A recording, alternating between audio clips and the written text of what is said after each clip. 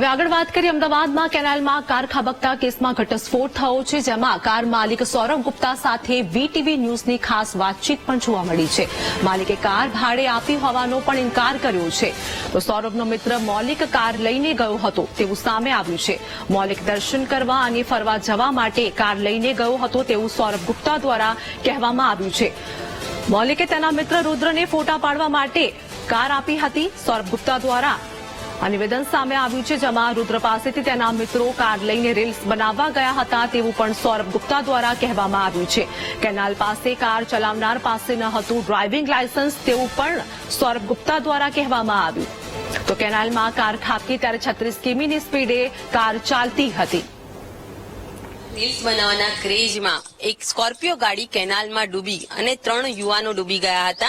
આ સમગ્ર ઘટનામાં આ સ્કોર્પિયો ગાડી ભાડે લીધી હોવાની વાત સામે આવી રહી છે, પરંતુ સ્કોર્પિયો ગાડીના માલિક સૌરભભાઈ આપણી સાથે છે। સમગ્ર ઘટના શું બની હતી, આ યુવાનો પાસે આ ગાડી કેવી રીતના પહોંચી અને ખરેખર તેઓએ આ ભાડે ગાડી આપી હતી તેમની પાસેથી જાણીશું।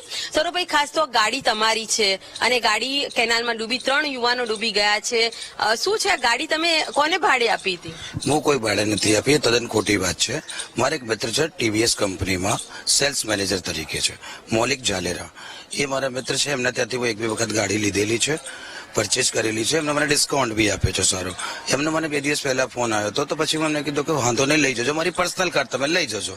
એ પર્સનલ કાર હું કોઈને બી આપું તો એનો હું ઓરિજિનલ લાયસન્સ મારા પાસે લઈ લઉં છું। જે તે ટાઈમે મારા પાસે તો સીસીટીવી ફૂટેજ છે કે એમને હું લાયસન્સ લઉં છું ઓર એ જ માણસ ગાડી ચલાવીને જાય છે મારા ત્યાં ઓફિસથી। એવી હું સીસીટીવી બધી મીડિયા સામે રજૂ કરું છું। મારા પર ખોટા આક્ષેપો છે।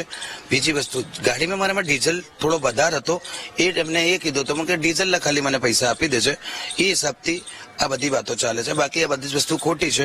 મારા પાસે ઓરિજિનલ લાયસન્સ ઓર આ સીસીટીવી ફૂટેજ એમનું બધું છે, જે ઓરિજિનલ લાયસન્સ બી અત્યારે મારા જોડે છે।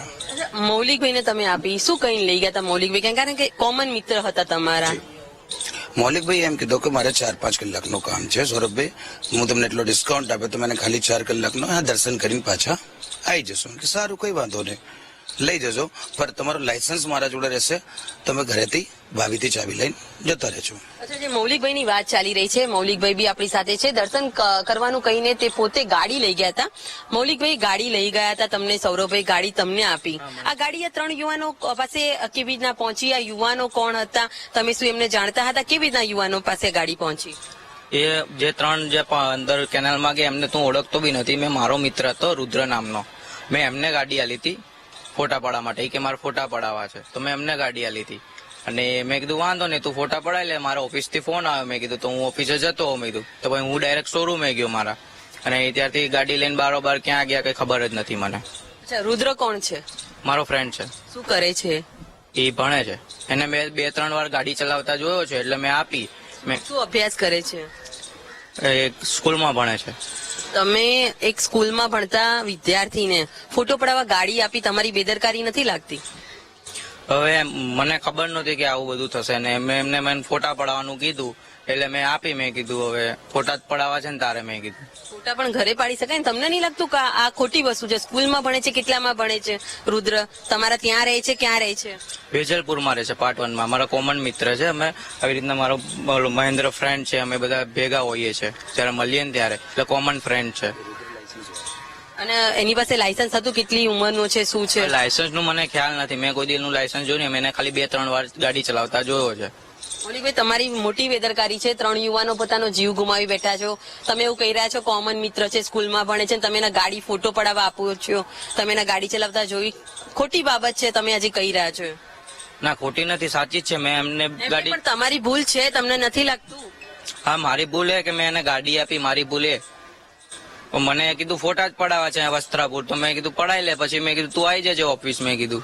તમને ખબર 28 તારીખે ઘટના બની હતી, એમાં પણ આવી રીતના એક મિત્રએ એક સગીરને ગાડી આપી હતી, એક્સિડન્ટ કર્યું હતું। અને એક આ બીજી ઘટના છે જેમાં 3 યુવાનોએ અત્યારે જીવ ગુમાવ્યો છે એવી વાત ચાલી રહી છે, કારણ કે શોધખોળ ચાલી રહી છે।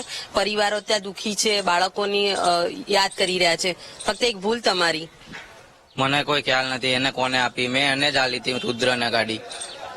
હવે એને આગળ કોને આલી મને ખ્યાલ નથી।